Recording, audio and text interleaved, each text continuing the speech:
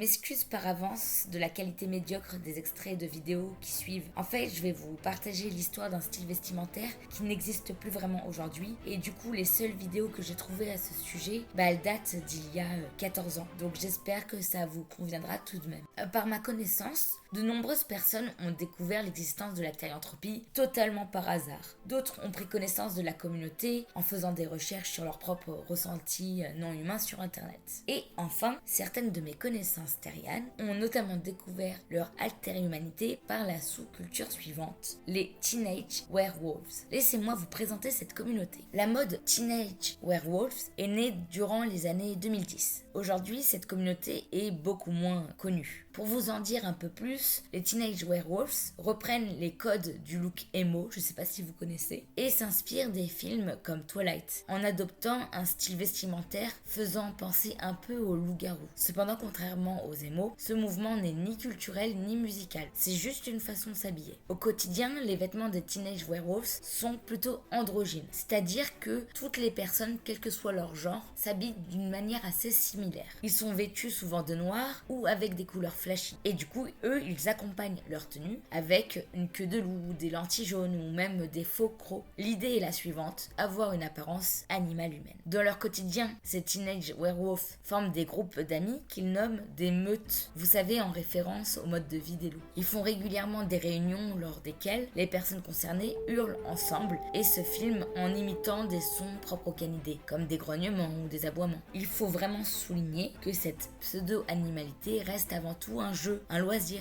et non de véritable instinct ou ressenti comme celui des terrianes. Souvent, les Teenage Werewolves adorent les loups et ils collectionnent des objets liés à leur effigie. Par contre, leur adoration pour cet animal, elle est souvent liée à une image très stéréotypée. Par exemple, ils voient le loup comme une bête sombre, solitaire, sauvage, mystérieuse, etc.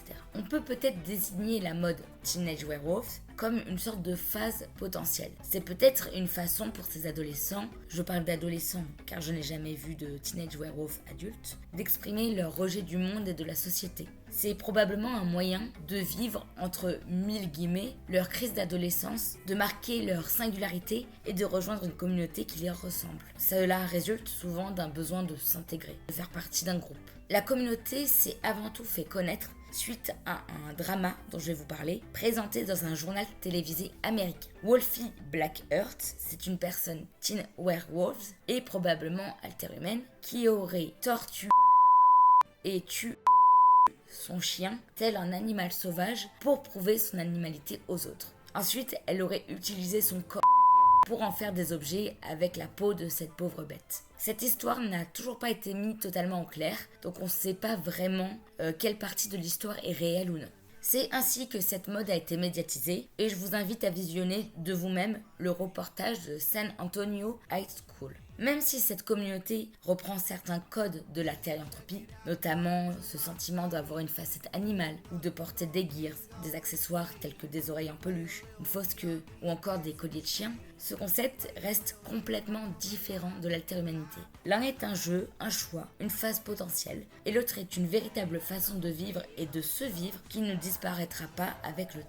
On peut observer de nombreux conflits et controverses liés à cette mode quelque peu particulière. En effet, elle est devenue très rapidement trop populaire. À la fois bad buzz et buzz positif, ce style vestimentaire a fait beaucoup réagir nos camarades anglophones. Personne ne semble y être totalement indifférent. Aujourd'hui, cette histoire s'est tassée et de nombreuses vidéos à ce sujet ont été supprimées. La mode Teenage Werewolf reste tout de même parfois d'actualité dans nos communautés alter-humaines. Et vous, qu'en pensez-vous de ce style ? Est-ce que vous aimeriez le porter ?